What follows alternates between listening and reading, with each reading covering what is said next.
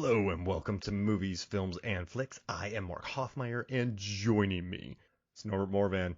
Volcanoes are nature's fury. I love this. I knew this would happen. I knew. Yeah.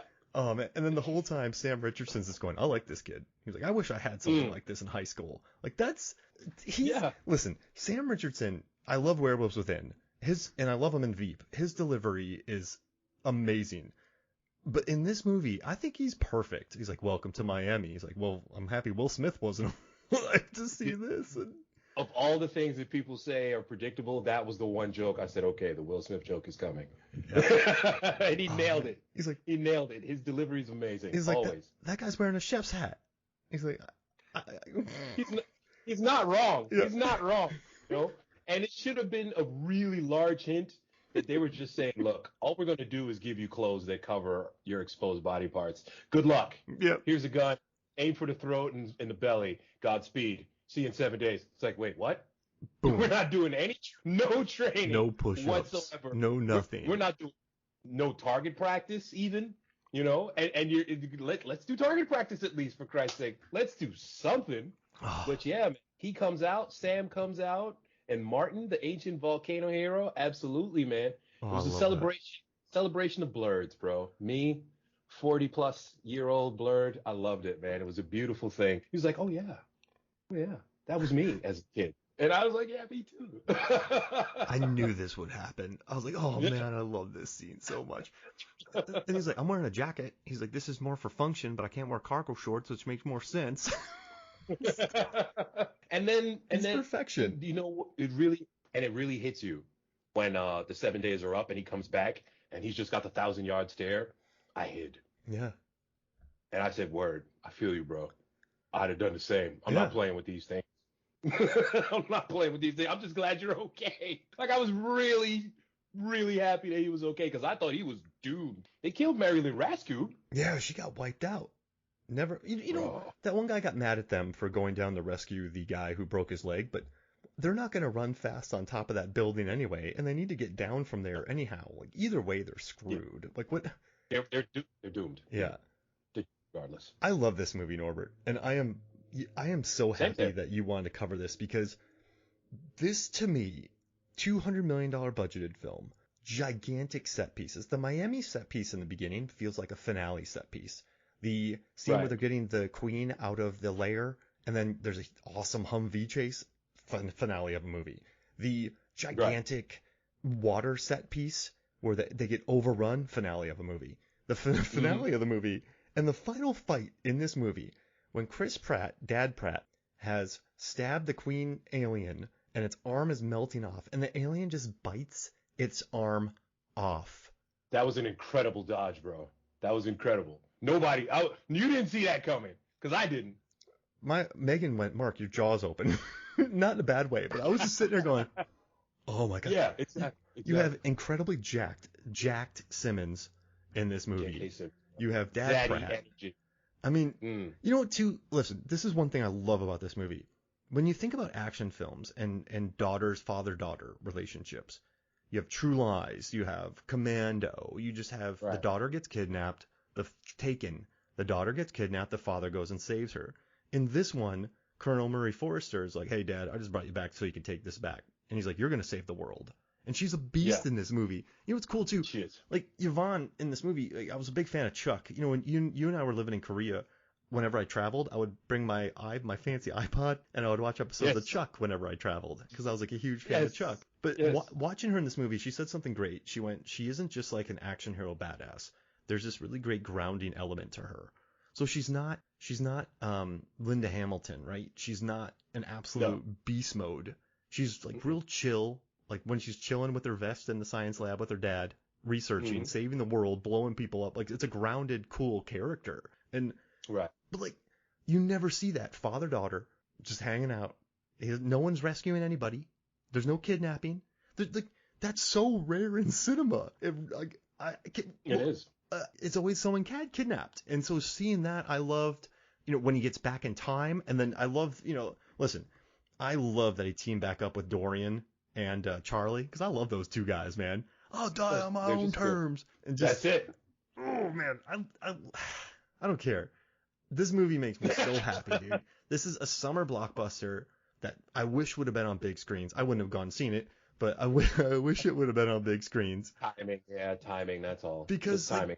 it's fun, man. Like it's fun. It's good. It's very simple. Simple. It's very simple. It's a very simple lizard brain reaction you get watching this movie.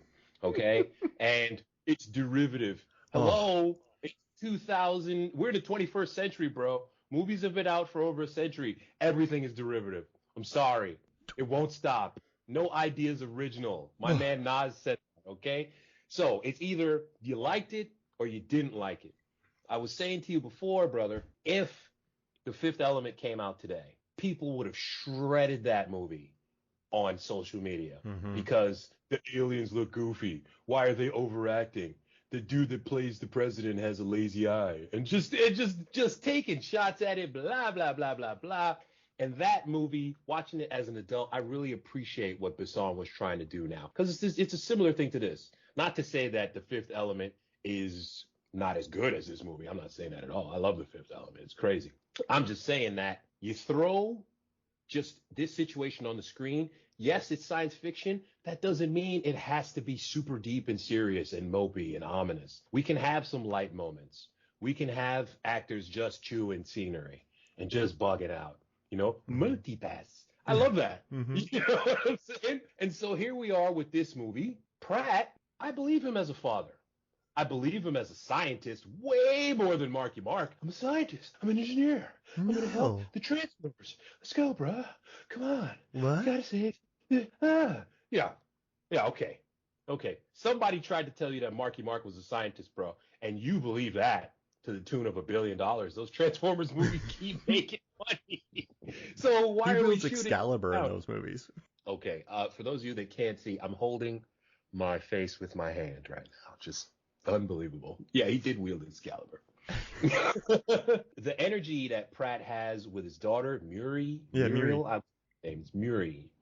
Was it short for Muriel? They establish at the beginning of the movie where somehow, to me, quite frankly, the thing that killed my suspension of disbelief the most was that there was a Christmas party somewhere in the United States where a bunch of people were watching the World Cup live from Dubai. To me, that was the most, what? That's not going to happen thing of the entire movie. Like, we're not watching soccer on Christmas. No way, bro. It's America. But he hangs out with his daughter, and they're so cute together, man. Their chemistry is great.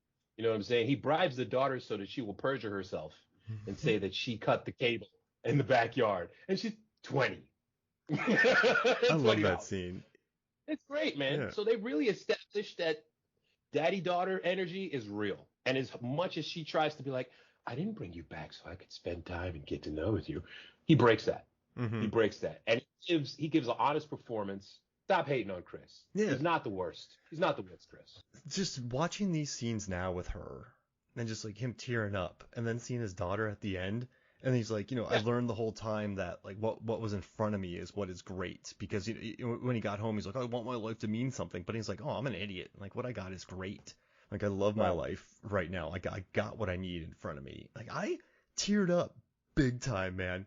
There's several, like when they're hanging out, when they're just chatting, doing the sciencey stuff with the alien that they take their eyes off for a little bit and it wakes up. And then when they're talking on the beach, and I love the way they filmed that. The director said he just let them go wherever, and the DP had to deal with it. So the focus pullers were like, I hate life. But man, I was getting teared up like watching these scenes. Like I thought Pratt found a really good authenticity to himself, and I've always liked him. Like I think this is one of his best performances. I mean, agreed. I don't think there's a false step in it. I think it's just a really efficient, and most importantly, when it comes to action, it's like it's always nice when you believe the person doing the action. And so like I bought into Chris with the machine guns, and like he puts in a lot of work, the way he stands, the way he shoots, and like everyone around him. Yeah. He put the work in. He's believable as an action hero. So is Yvonne Strahovski. Like she's been doing this forever. So you buy into that. You buy into the relationship, and yeah, then there's this massive overrunning of gigantic aliens that are mean. All of them. All of them. When the aliens come, it's never two. It's all of them. Yeah. All the time. And what I really appreciated about this movie is so many times when you see the outer space creature, it's got some kind of dark hue to it. And so it can be hard to see. These things are bone white, man, and just tentacly as hell. Okay? And then they keep on just popping up with new powers. Okay? Yeah. So as they get into the room, because this is CSAR, Combat Search and Rescue, and they get into that hospital, and you're seeing spikes sticking out the wall. Wait a minute, is that why they're the white spikes? The hell's going on? Okay, so now they zoom in on the face of the thing in the stairwell. Oh my gosh.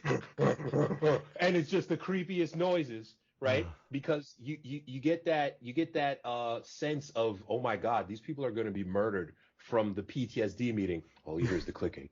Oh, here's the clicking. Yeah. And every second person in the room is missing vital limbs. And then finally you get to see this thing. And they shoot projectiles. And then later on they fly. Yeah. I was like, what? When they glide when the helicopter comes, cool, they got away. They captured the queen. And then they just start gliding. I was like, you know what? Nope, I'm hiding. Yep. I believe you. Give me a bunker. You're right. We're hiding because it's just all of them. It's all of them, and they're bone white. And if you've, it sounds weird, but if you've ever seen a dead person, they are pale. Dead things are pale. Dead things are white, like blinding white, because the absence of color, there's no blood moving. So making them white was creepy as hell. Yeah, and it really differentiated them from the xenomorphs. Absolutely. From other creatures, and just absolutely. And what I love too is like they Chris Pratt said that they were like part shrimp, part spider, part termite. Like the white termites, and like just I kind of love that about them. And even the director, what's cool about this? The director directed the Lego Batman movie, which I love. Yeah, Chris McKay. It's a great Batman. That lobster Thermidor, and he's doing Renfield, but like this guy just he worked with some of the best VFX places. So he worked with Weta, he worked with Framestore, Method and Luma. So he worked with, $200 million will do that. But yeah, he worked with some absolute beasts of VFX world. And I love these monsters, man. Like, and what's nice too? I wrote down some notes where I like movies where, like The Descent, Tremors, Alien, Underwater, A Quiet Place It Follows. They just kill, dude. Like they just, like the monsters in A Quiet Place just kill you. Like they don't. That's it. They're not gonna play hacky sack with you.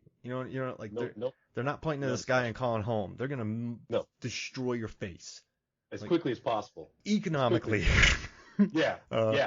When they thought that they get out of the building, they get all the material, they're running to the LZ, the Hummers come, and every single person is like, yeah, they're going to get picked up. No, these things flip over Humvees like pogs, and then just proceed to eat the drivers. I was like, you know what?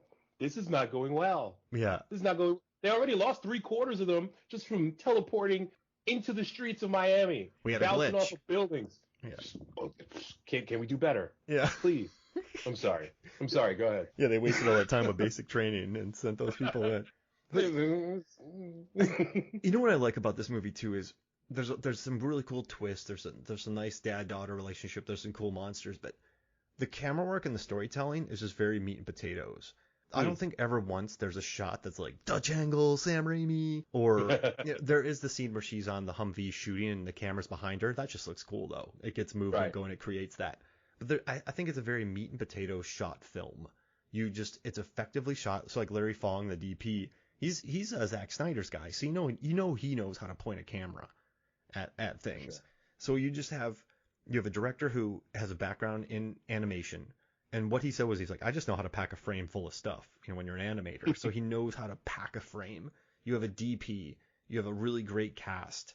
And it's just a summer blockbuster, meat and potatoes. Let's blow up some aliens. Let's throw in a cool story about a father-daughter. Let's even toss in a twist where we got to go back to the past to go find out where they are to blow them up. Right. Like, let's get the thing with it.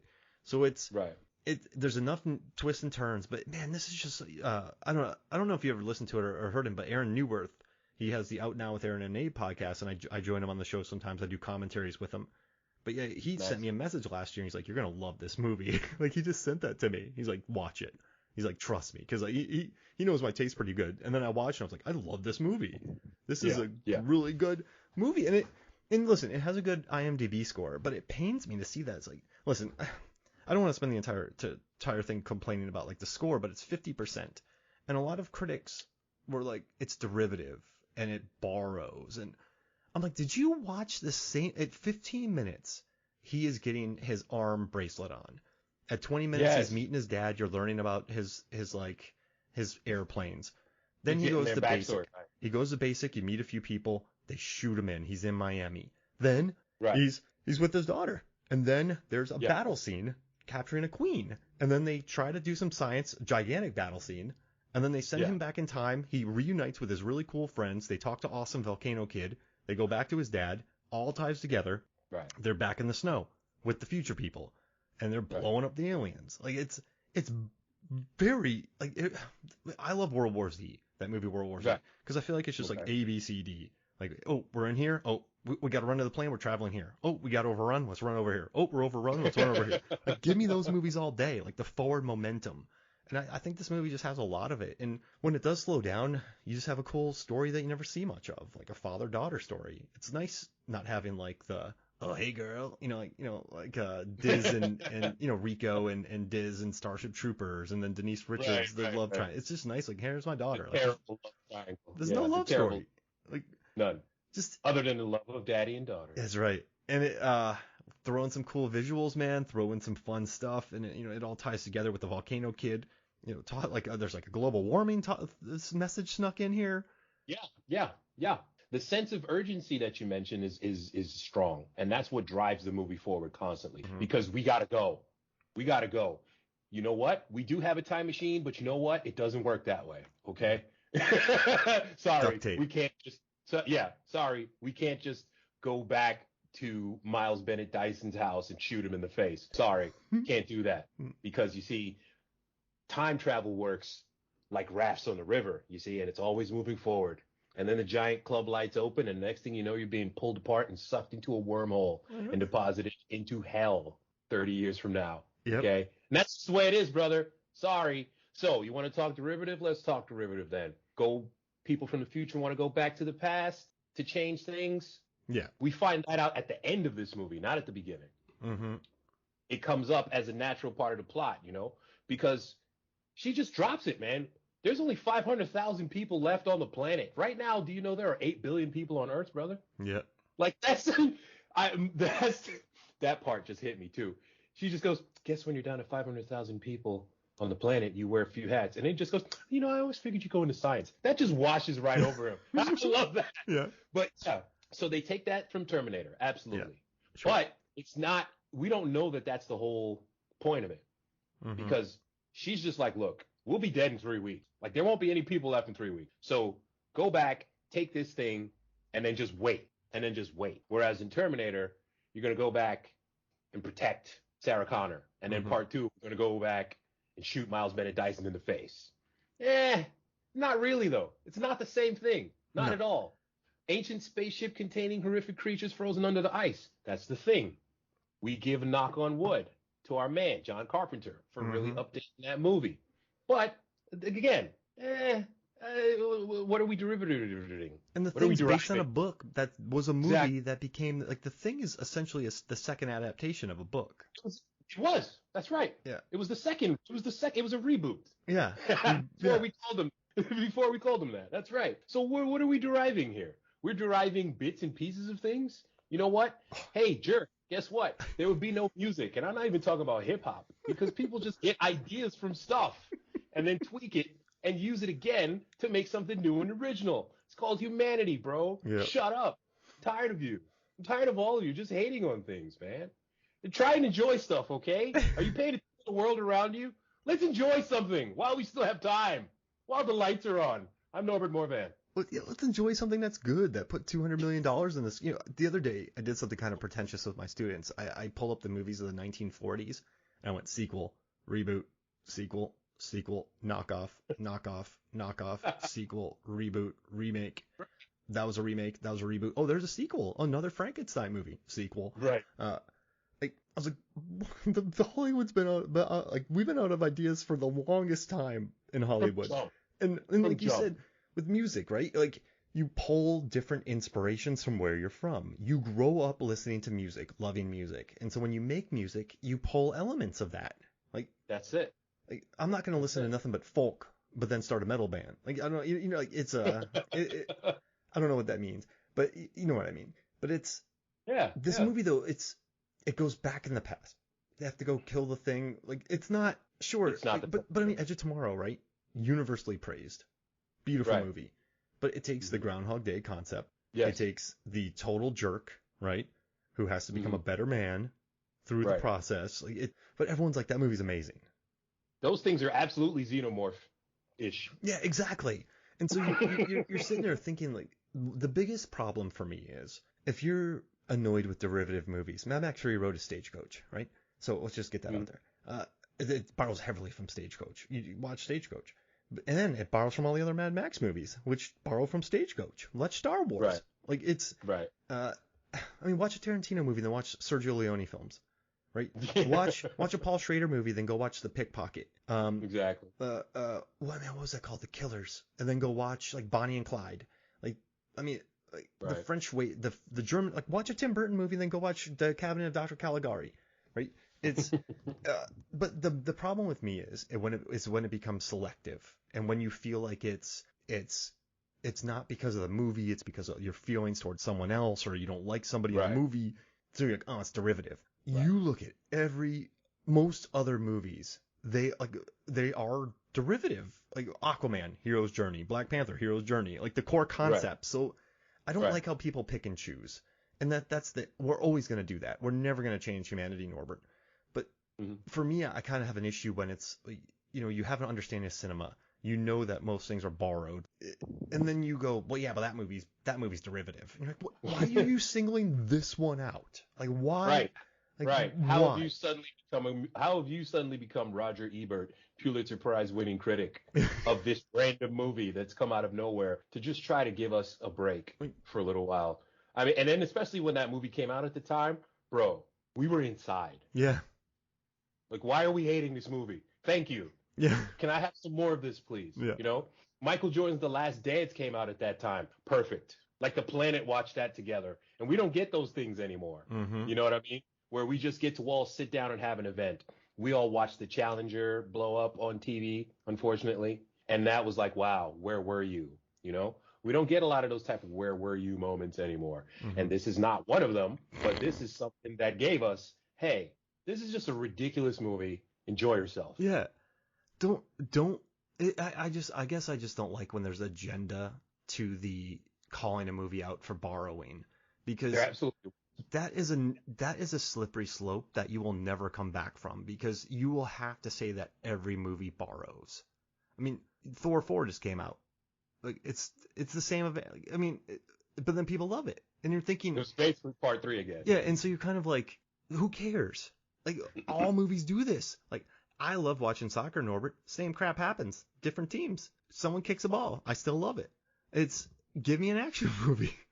Do action things happen in this? And then you get a review, and a reviewer writes, he proclaims at the film start, I'm meant to do something special with my life, as so many mediocre middle-aged white men have before him. This is that thing. It's like, come on, man.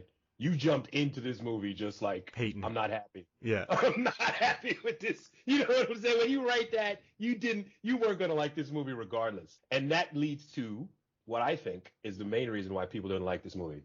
The worst Chris debate. Yeah. I really think that's what happened. I really think so. It's strong. And I just want to say one thing. So where I teach, it is strong. I have a lot of students on the GI Bill at my college, and so I get a lot of former military students. My students are a lot of former military. And I'm telling you, man, a lot of them don't know what they're doing with their lives. Like they were in the military, and then they weren't. They weren't prepared for life after the military, and so they're kind of in a weird stasis of, what am I doing? Is that so?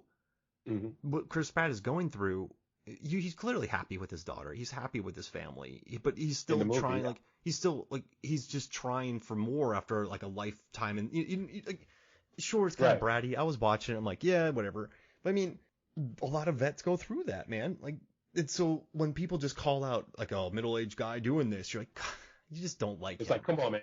Yeah, just say you don't like Chris Pratt, and then let's move on. Yeah.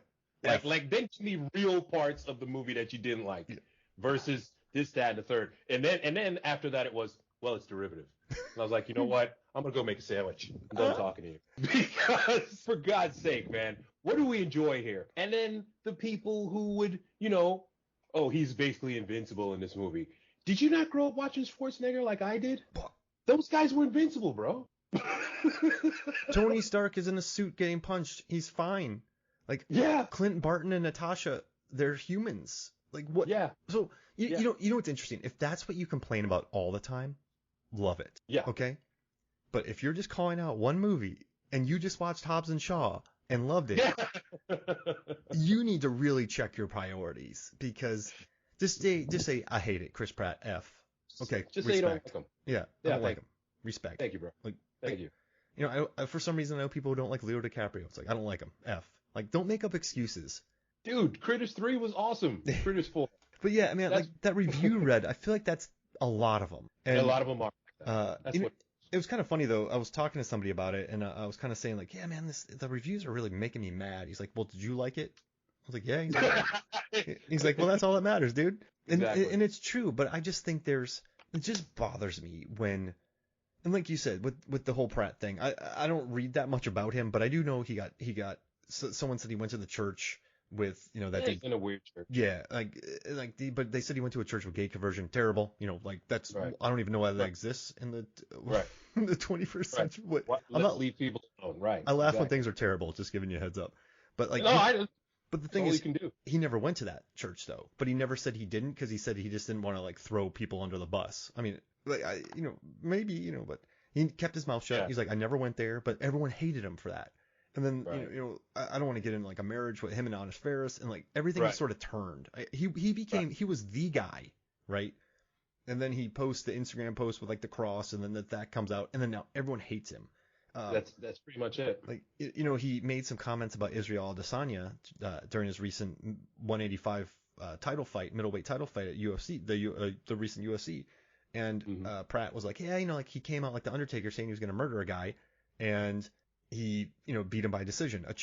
Israel fought a great fight. He left the champion and he wasn't hurt. As a prize fighter, that's the best thing you can do. But then Pratt later on was like, hey man, I'm really sorry, dude. Like I shouldn't have made that comment. Like you're the fighter, I'm the actor. My bad. But then there was reports out like Chris Pratt grovels, and Chris Pratt, and it's like, man, like I was like, what do we hate this? Let's hate people for real reasons. Like, yeah, seriously. Does that make sense? Seriously. And I know this isn't a Tomorrow War, but I think a lot of people really took that. This is where the hate comes from. Yeah. You and I, this is a hill that we can die on. People suddenly don't like Chris Pratt, so this movie's terrible. Period. Yeah. And I'm like, come on, man. We have worse people doing worse things. We have people doing actual horrible things to people, and people are still buying their music and watching their movies. Let's leave Chris Pratt alone, okay? Also, you probably didn't pay for this, Your parents did. You know what I mean? You're basically getting mad at a movie that came out on the equivalent of basic cable in the 21st. And it's like, come on, man.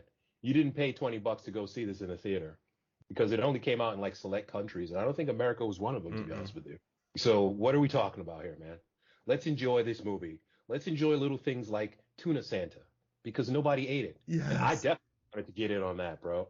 It looked like we had some Crispits, some whisper. What do you call those little crackers? Wheat thins, something like that. Wheat thins and tuna. That's a good mix. Put some cheese on it. Remember that back in the day? Dude. She put her whole, as we black people say, she put her foot in that. That looked good. Santa looked real good. A lot of people are mad. They're like, Betty Gilpin should have been the hero of this movie. And I think Betty Gilpin is not utilized well. She's great in Glow, and I love her in that movie The Hunt. So sure, yes, I do think her character of her stature and the run she was on was underutilized in this movie. But I know she got a lot of stuff cut out. But at the end of the day, this is a movie about a father. I mean, listen, a mother plays a part in a father-daughter. But also, this is kind of a father-daughter tale. It was more of a daddy-daughter tale. Yeah. And all of that stuff in the beginning with daddy-daughter sets up for how in the middle, why is she so pissed at him? He seemed like he was cool. Mm-hmm. Oh, snap, he left? What the hell is going on? Yeah. He got hit by a car? What? And then they reconcile. Mm-hmm. And then she dies horribly. Horribly. Quite frankly. She dies horribly. She's gut shot with an alien spike. Oof. And then falls into what is literally a burning sea of aliens. And that's the last thing he sees of her. And when he comes back, and everybody, oh, we missed you. He's like, nah, I'm PTSD now. Don't talk to me anymore. Like, no, I don't want to talk about it. Yeah. I don't want to talk about it. And, like, she gets his back. He handled that really well. Yeah. And, I mean, it's... yeah, but like you said, there's so many other little moments in this. Like, I love the white spikes. I love that they're talking about how, you know, the people who are sent into the future, they're dead already. Like, they're people who, if you go 30 years in the future... such a great little thing. Yeah, it's like, okay, why did I get called? Well, because you're dead. So you won't see yourself, and there'll be that paradox. And when they're explaining time, like, why don't you just ship me back to, 96 so I can go watch, 97 so I watch Con Air in the theater. We can't do that. We have 2 jumps. It's put together by duct tape and spit. That's it. River raft time travel. River raft. You set up the volcanoes in the beginning. You just, like, I don't know. Chekhov's volcano, brother. Chekhov's volcano. That's probably the first time ever Chekhov's volcano made an appearance in a movie, We are team not eaten. That was great. You know what I'm saying? We're team not eaten. I love that line. Some great lines in this thing, yeah. And then he slides on the ground and just shoots that thing and comes back for Pratt. Like, that was awesome. Like, and then that attack, man, like, you know what's nice too is so many people die in this movie. So many. People aren't safe. People are not safe because these creatures are not safe creatures. No. You are also too, man. Chris Pratt rams a queen alien with a snowmobile. Yes, America. That's what I screamed the first time I saw that movie. And he hit a creature with a snowmobile and jumped off it and then rolled into a combat position. I was like, America. That was America, bro. Oh man, and they shot this movie in Atlanta, but they also went to Iceland to shoot with the snowmobiles. Nice. And like they found cool locations. This is a movie that it globe trots, but you also don't feel that it skimps on extras. There's some big set pieces in this movie with a lot of people and a lot of locations. And it's just nice covering the globe. It's nice having that. And I think you said a great thing too about when you go into Miami, they do that stupid thing where like, well, it's best left unsaid because if we showed you now, it's like, that's not a smart tactic, fellas. Tell me they shoot spikes from their arms. Like, just please, give me something, right? I'm not gonna show you a picture, but they shoot spikes from their arms. They shoot lasers from their eyes. They fly. They're strong as Superman. The only way to kill them is to have you know Ant-Man? Ant-Man going into Thanos. Like, that's how you can kill him. Have you seen The Boys? Like then I'd be like, oh, we're dead. But just give him some information. But I love how we learn with him. Like, we're going through the world and they're seeing. It's a good way to set up some characters. And during an interview, the director, they were like, hey, this feels like an old school Bruckheimer picture with a deep bench of actors, and just sit there and enjoy it. Like, enjoy this movie. Just embrace it. And the director's like, yeah. He's like, I grew up with those movies. I love those movies. And he said, I went out of my way to just make people have a good time. So, yeah. I'll tell you. It makes me happy. I'll tell you. You know what? As we talk about it, I realize now exactly why they didn't give them any information. They're supposed to be cannon fodder to buy time for Yvonne. Yeah, to get a cure. It just hit me. Yeah. It just hit me. Yeah, that's what it is. It just hit me. That's why. I wish cannon fodder. I had the same face as you, because I was like, why do they send him why don't they just send people back to go kill him? But then I went, oh, they need time. That's it. They're trying to buy time. The whole exercise is buying time. Yeah. So they're withholding information because she's probably withholding information too. Mm-hmm. Because look how long she strings Chris Pratt along before she tells him, okay, so this is really what's happening. Yeah. and we're all going to be dead in 3 weeks. By time, and also too, Wow. the original script, the people getting sent into the future, they didn't get the basic training because their bodies were injected with a poison and they didn't know it, and that poison killed the monsters when they ate them. Oh, I would have liked that. Yeah. I'm not going to lie to you. That would have been an unbelievable twist, because then it would be like, so we're just cannon fodder? Yeah. Like that was in the original script, and I'm like, ooh, that's pretty nasty. Ooh, that would have been nasty, because it's just like, look, we're all dead, and you're basically dead at this time, so it doesn't matter, you know? Another thing, too, is what people are calling derivative in this particular movie. In every other movie, they would call it an Easter egg. Like, for example, Predator. You get the nod to Predator when her team, the original team, is hanging from the ceiling, and she's like, they're going to come back and get them, so you better hurry up. Yeah. Because that's exactly what they were doing with Predator. Mm-hmm. Except instead of trophies, it's food. Because they're just kind of eating everyone. They eat. They're a parasite, man. They're what the xenomorphs are in what? Like the Alien. Yeah. They're weapons. They're biological weapons that have been created. Yeah. That's something that that potentially will be discussed in a sequel. But if there is a sequel to this movie, I want to see the end. I want to see movie starts out, clack, clack, clack, because I know you love keyboards and switches being flipped. And I wrote in my notes, there's not enough switch flipping for Mark in this movie, unfortunately. People switching and blinking lights and things like that. So the sequel opens up, boom, musical sting. Hey, everyone in Russia's dead. And it's like really weird, because yesterday they were all there. What's going on? Oh my God. It looks like something is coming out of Iceland. I want to see that movie. Yeah. I want to see that movie. Pandemonium. Because yeah. You know what I love is that this movie's quite cynical as well. You have the global warming, but then you also have these people going, if governments learn about this spaceship in Russia, they're not going to do anything. Like, they're going to mess this up. Said that. They literally said that. Yeah, we could just go to the UN and just have them talk about it until we die. Right. Yeah, and it's quite cynical in that view. It's just like, it's kind of, there's almost, I don't know, it's like anti-government, but then it's also pro-science. So it's pretty, there's a lot packed in this as well. But nobody likes to pay for research. Yeah, I love that. I was like, message. That's the entire message of the movie. Nobody wants to pay money for research. When they said that, man, I was like, oh my gosh, that's amazing. So, there's still a couple fun themes wedged in there. There's some good action wedged in there. Right. You like the characters. I mean, sure, I don't really understand their plan at the end. They didn't scout the entire ship. They're like, oh, here's 8 things, and then we're just going to do half and let them scream and wake up the other half. It's a terrible plan. But I've never been in the military, and I've never snuck into Russia to take out an alien species of just absolute demigorgons. So I mean, I can't speak to that. But it leads to a snowmobile hitting an alien. It leads to Jack Simmons calling what he calls an alien a dumbass when he snipes it. And then it's a fist fight with Chris Pratt going, die! And then he goes, did you tell it to die? You should have done that sooner. But this is something I think we do need to dive into a little bit more. Let's talk about Zaddy J.K. Simmons, because good God, when he was in Whiplash, emotionally abusing that child into playing the drums as best he could, he also had the jacked arms, but it was nothing like this. The beard and the bald head, boy, they seal it. They seal it, man. All right? In his 60s, just looking, Chris Pratt said he would just feel his muscles every day on set.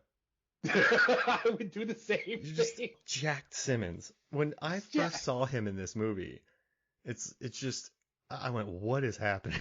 What? We're through the looking glass. Yeah, this dude is an absolute beast. And then at the end when they were fighting, they're like blinding the alien. So it's just two dudes murdering a gigantic alien. And you know what's interesting? I watched the movie Alligator the other day, and I felt bad for the alligator that was killed because it was exploited. It got the toxic waste, and it really wasn't its fault. But these aliens seem to have been specifically bred for just murder. They're the worst. So you're like, kill that thing, kill them, knock that thing out. I do not like you. Like, kill this thing. And so, not at all. All those things lead to Jack Simmons, who seemingly has endless resources. He has a cargo jet. He has a Mustang. He has like a bullet Mustang. Yes. From the 60s. From the 60s, kids. Google that. That car is awesome. just an absolute beast. So he has wild resources. Yeah. And yeah. And Just grow a beard or don't. Is that not great life advice? Grow a beard or don't. Yeah. Bro. What is this stubble? Grow a beard or don't. And Love then it. when he comes to him, listen, I need to get a jet to fly a team into Russia illegally to blow up a spaceship. He's like, well, you always come to me when you need help. I'll go get my coat. Yeah. He was just down. And child of divorce, Norbert Morvanis, never really held it against either one of my parents, though. You know, even when it was that weird time of, well, I want to hang out with dad. Well, mom always says, I never hated. Mm-hmm. I never didn't want to see one of my parents. The explanation that J.K. Simmons gives is basically, when I came back from Vietnam, I was still in murder mode. Yeah. And I didn't want to hang out with you and your mom in murder mode. Yeah. And so I bailed. And I'm sorry. Because at the time, they didn't call it PTSD. They called it shell shock. They called it being a wimp. They told you to just drink and rub some dirt on it. Stop being a for lack of a term, a biatch, you know? Yeah, that's right. Yeah. That's right. You know, what are you crying about, dude? You're still alive. Just smack your wife around because it's the 70s, okay? J.K. Simmons makes the very mature for the time decision. You know what? Maybe I don't want to slaughter my wife and child in just a PTSD-induced rage. I'm going to bail because psychiatry is not ready for what I need to deal with. Mm-hmm. And just gets the riot act from Chris Pratt. And I get it because you're a kid and that absolutely hurts. Mm-hmm. You know, absolutely hurts. But when you see J.K. Simmons, his reactions to Chris Pratt throughout the movie is still of a father who loves his kid. He never really lets him have it beyond, you never needed anything from me. And I was like, okay, we could have come up with a better line of dialogue for that. Yeah. Because J.K. Simmons is a good enough actor so that he still projects, of course I love my kid. And I want to be a part of his life. But I just could not. I was not mentally ready coming back from Vietnam. And another one of the themes through this movie is just PTSD messes you up, man. Mm-hmm. Because the shaking hand thing. Oh, yeah, when he comes back. The shaking hand thing, the PTSD quick meeting that we get with all the limbless people, talking about the clicking and like, I'll never sleep again, stuff like that. And so, yeah, J.K. Simmons' character was always down to help, period, point blank, and love his son. Like, he was waiting for Chris Pratt to get on board. You make a great point. Yeah, that's how I felt. And that's another reason why I don't understand the blinding hate for this movie. Because the cast is solid and they're bringing it, even when the dialogue is janky, you know? It's interesting, too, because Pratt, they could have saved the whole I'm angry at my dad angle and just been like, I don't really know you. Right. Listen, I know I don't really know you. I said I didn't want anything from you. Does that make sense? Like, And then, you know, when two people already annoyed at each other for years, you're going to say something stupid off the bat, and it's going to set that other person off. And then no matter what the good intentions were, they're out the window because you're just two stubborn people going at each other, right? And I mean, they could have added that a little bit more. I don't think that. I still think it's somewhat effective, but just seeing him be all angry, Pratt, especially since he's a vet, it's right. He should have understood. Yeah, exactly. So he explains it to him as like, this is basically my PTSD, bro, and I'm sorry. Yeah. He's just like, shut up, old man. You're being a wimp. You're a coward. I was like, damn, really? He's a coward? He's talking to a psychiatrist in the 70s, and then just like the psychiatrist is just going like pansy on like a thing, you know? Yeah, exactly. The psychiatrist is like, he writes something on a paper, he gives it to J.K. Simmons. Well, what's this? It's an order for some kombucha. Go to the store, get a bottle, just deal with it, pansy. I mean, for Christ's sake, man, J.K. Simmons had at least 10 or 12 time travel devices in a freezer that he personally rigged to evade government detection. Yeah. Can we give him the benefit of the doubt, maybe? Pulls out a Desert Eagle, 50 caliber semi-auto, and doesn't just light you up when you invade his home. Yeah. I'm team J.K. Simmons, basically. Jack Simmons in this movie. Jack Simmons, bro. Yeah. And Pratt absolutely sounded like a narc. Well, you do have several vehicles and no particular source of income, and maybe you're doing other illegal things, father. Why don't you elucidate? Yeah. He absolutely sounded like a narc. He did. He grabs his shirt. I love that scene. You thought you were wearing a wire? You're scary, Jack Simmons. Yeah, he is. Yeah, he is. I love too. They called him like what did he call him? Santa, paranoid Santa. Conspiracy Santa is my greatest. And then I love that scene where Sam Richardson brings an arsenal onto the airplane, and then that lady's like, "It's not even loaded." He's like, "The cabin's pressurized. Oh, if I shot this, it would go right through this." Like, common sense. But that's sometimes in movies, I do believe that when people read a script, because this script was originally very serious. This was a dour script, and so sometimes you feel the comedy tacked on. If that, like, you just go, oh man, that's a reshoot. It doesn't feel like that here. It feels quite organic. And I mean, the dude worked on the Lego Batman. He had worked with Pratt before, the director, and he had worked on Lego Batman. He understood comedy. So yeah, I mean, but I think they interjected the right amount of humor. Like, there's a scene where they're in Miami, and so they get destroyed in the staircase. The Humvees get destroyed, and then they're like, "Stay away from the red smoke," as they're running through the red smoke. They run into it. Yeah, that was great to me. It's like, whoops. There's some good bits of that, and it just builds. And also too, man, Yvonne's character in this, Yvonne Strahovski, Murray. I like Muriel. I feel like it's Muriel. Yeah. Like anyway. Potato Muriel. Tomato. Muriel. Mercator. Muriel, like in The Walking Dead. Coral. Like Coral. Coral. But yeah, they I don't know. I liked her quote a lot, and I don't know what you thought about that. Where, because you didn't really touch it. Like, we didn't touch on that, but she gets in a good, like, that big old turret in the Humvee, turns it and just starts lighting them up. But then later on, she's just in a lab chilling. Like, she's pretty chill with her dad, like talking about the Miami Dolphins and stuff. It's a really, they still suck. That's a new type of character for me, because I feel like a lot of times female characters have to be super, like, cagey, or right. I mean, I do think Gal Gadot's Wonder Woman. I mean, listen, Angelina Jolie was the beast, right? I mean, there was Linda Hamilton, there was oh man, who's that badass martial arts lady? Michelle Yeoh. Oh no, not Michelle Yeoh. She's amazing. The other she fought Michelle Yeoh in a fight. Ooh. I know what you mean. I forget her name. She was a beast, but like I think you get Angelina Jolie kind of like super hyper, like, sexualized as Tomb Raider, and then you get like Charlize Theron. She stepped up as like an action hero, but she's very stoic at times. Charlize Theron, like, yes, we're doing that.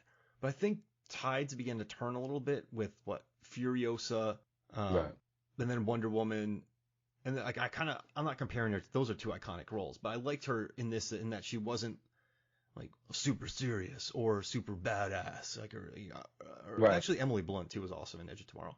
But I like that take on, like, it just felt really human and laid back, and it's weird that I'm applauding Hollywood for doing the right thing after doing the wrong thing for 100 years. But I don't know, man. It's just, I love the way that like women are being handled in action films now, if that makes sense. They're not like the super tough, like Hamilton and Terminator. She had to, like, to transform her body and to be like the ultimate badass. Or Gamora. Like, I liked it. I thought, like, you can have a cool, sensitive angle, but then still be an absolute. Gamora was in the middle. Yeah. Right. So you can. Right. I love where we're going. I don't know what you think about that, because you watch a lot of action movies as a kid. Like, do you kind of like where that's going? Like, did you like Yvonne's character in this movie? Oh, the vibe that she gives off in this movie is end of the road. I'm tired. I have all this work to do, and I probably don't have enough time to do it. And I brought back my dad, and I'm kind of pissed at him, but I brought him back at peak dad mode. So he's chipping away. He's chipping away at the exterior, because she tries to pull off a cold exterior, but she can't. She can't do it. It's not in her nature, because you see her childhood. You know what I'm saying? He didn't train her to be super tough. They were talking about how you find the cure for tuberculosis in poop and worms, in the dirt.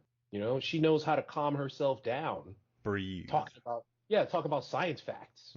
You know what I mean? So she's never been raised angry. And even with the literal extinction of all human life on Earth, she just knows she's got a job to do, because she learned from her dad growing up, You got to do it. This is the way. Mm-hmm. Step 1, step 2, we do it in a scientific way. And so if she's got to get on the 50 cal and blow apart white spikes, she'll do it. She'll do it because she's been doing it for years now, 3 years.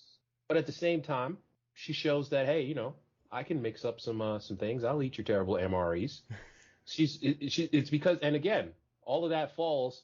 We get that not from the script necessarily, but just from her delivery. Because I said it before, I'll say it again. The cast is stacked. Can't hate this movie. They give you what the script is missing in their performance. Absolutely. That means that they're good, and that means that this movie's good. Shut the hell up. Like, I pulled that from the movie. I'm not reading this from behind the scenes. Yeah. This is what she gives off. I really dig her performance in this. And then when he gets back and then he sees his daughter and she's like, I made the sign for you the day you left because I knew you'd come back. I was like, oh man. Some dirt in the room. Yeah. Stop cutting onions. I gotta tell you something, Norbert. I watch American Ninja Warrior. I almost tear up 5 times watching that show now. I don't know. I guess Evan Mallory's like made me like super emotional. But like watching just watching that when he gets back and then getting back with the team and going to the bar and he's like, I'm not gonna let a guy's daughter who's trying to save his daughter down. Like, that was cool. Dude, such an arc on that guy. Yeah. Very low key arc. Mm-hmm. He starts off, Charlie just says straight up, you look like a murderer. And everyone goes, you know what? You do. You kind of do. Yeah. And then you come to find out 3 times he's been there. Wait, what? When we watch The Hurt Locker, right? This guy, he keeps going back. What's his name? Hawkeye. Renner. He keeps going back to play with bombs in Iraq. Why does he keep going back? Because the action's the juice, baby. Yeah. The action's the juice. But Edwin Hodge here, actually, I'm going to be dead 6 months anyway, so let me just do something interesting rather than just sit in a hospital bed and die in hospice. I was like, you know what? Point taken. Yeah. Point taken. And then, we're not Team Eaton. I understand. I love that line. Threat. So everything that he puts out there, initially it comes across as smug, I don't talk to rookies. But once you get face first thrown into the situation, you get it. Mm-hmm. Yeah, actually, we are all going to die, man. Like, there is no point. If somebody's wounded, sorry, bro. Deuces. I'm out. Mm-hmm. I gotta go. And he comes around because it's a really good point. Who's going to tell a dude, to kiss my ass when he says, please help me save my daughter? No one. Yeah, exactly. Especially in the situation they're in. Yeah. So why not? Yeah. It's another mission for him. Why not? Yeah. Why not? As we say in Korea, 어쩌라고, who cares? Yeah. Let's go for it. And then they get on snowmobiles, they go to Russia, fight the aliens, and then the queen rips her arm off. So cool. And then squishes beautifully on the ground. But when I saw that, like, I'm trying to think of a great visual, but like Key and Peele, when they're talking about Liam Neeson, they start running back and forth because they're so excited. That's right, Liam Neeson. And then they just start running back and forth. Like, that's me when I saw that alien bite its arm off. I just I was like, well, that's amazing. Well, you shouldn't like that, Mark, because that's derivative from zombie movies. Yeah. Where they chop the arm off above the bite. It's derivative, you see. It's derivative. Ugh. Shut up. Oh, man. Watch the movie. It was awesome. Did you say die? Like, yeah. Well, and then Sam Richardson plops right next to him. That was great. He came out of nowhere. Yeah, so it's rest time now. Yeah. Where were you, dude? We needed you. Oh, he's amazing. And dude, I don't know if you've seen it yet, but in Werewolves Within, he's hilarious in that movie. Great, dude. Werewolves. Yeah, I didn't even know it was a game. That's to show you how old I am. I didn't even know it was a game first. It's awesome. I love it. He's funny, man. Like, we immediately started reading about him. Like, where can we find this guy? Like, in VP was funny. VP nails it. He nails it. I love his delivery. He has a very earnest. Earnest. None of it feels fit. You know what? That's probably why he can pull off. Like, if that was maybe another actor, that humor might feel forced, but he's so earnest with his delivery in it. Because Tomorrow War is a very earnest movie, man. There is hope, brother. Yeah. There is hope. And I'm telling you all right now, okay, dear listener, there was a time when I was a child in the 80s and we found out that there was a hole in the ozone layer. and it was massive. And ozone is what protects us from radiation. In other words, it keeps the Earth from being like a microwave on the inside. And the thing that was causing this was the stuff that came out of refrigerators called CFCs and propellant that you use in the hairspray gel, which was big at the time because people loved bands like Poison. We called them hair bands. Yeah. They had big spiky hair. So we would go around my junior high school telling kids, hey, why don't you use this gel instead of this propellant can? And we switched. And eventually the world got their shit together and they made actual regulations. And we have cut down the amount of CFCs by like almost 100%. And the ozone layer is going to be perfect in the 2070s because it's healing. Regulations work. Working together works. None of this stuff is irreversible if we just work together. Hint from this movie, actual real life example. You can do it too. I'm Norbert Morvan. Save the world. Save the world. Let's just do it. Yeah. Come on. I love this movie, Norbert. I don't care. So do I. Neither do I. Love it. I have so many notes on this thing. I read so much from the director. But yeah, it's just, the director said like he just wanted to blend all the things he loved. It's like a character study, a family story, sci-fi story. It's just a good movie. And I'm happy we talked about it because, listen, it did really well on Amazon. So I know you and I are talking about like critics, but it crushed it. And I mean, it crushed it, bro. Like, I watched that Terminal List with Chris Pratt. I'm not that big of a fan, but it's crushing it. It's very dour. I wasn't that big of a fan of it, but it's crushing it. Like Jurassic World, 900 million. So I guess we kind of complain about, or Dominion. I guess we kind of complain about, articles, but at the end of the day, like he just keeps storming. He's just cranking it out. He DGAF, as the kids say. He's just getting money. He secured the bag. That's true. Now he's Mario. But so many people. Now he's Mario. Yeah. So many people are bad. But listen, man, I'm really glad we talked this movie. I love this movie. I want to go watch it again. Sir. I'm glad I watched it. Like it's been almost a year, so I was glad I went back and checked it out. So this was great. Hey, where can people find you? At Eddie Kane on Twitter and Norbert Morvan on SoundCloud. I'm going to go get me a jar of pickles and a bottle of baby oil, man. And just take care of the afternoon. You can find me right behind you. It's really creepy. All right, yeah, no, I'm glad we talked about this movie. This was fun. So for me, Mark Hoffmeyer, and for Norbert Morvan, this is Movie Social Flicks. We'll see you next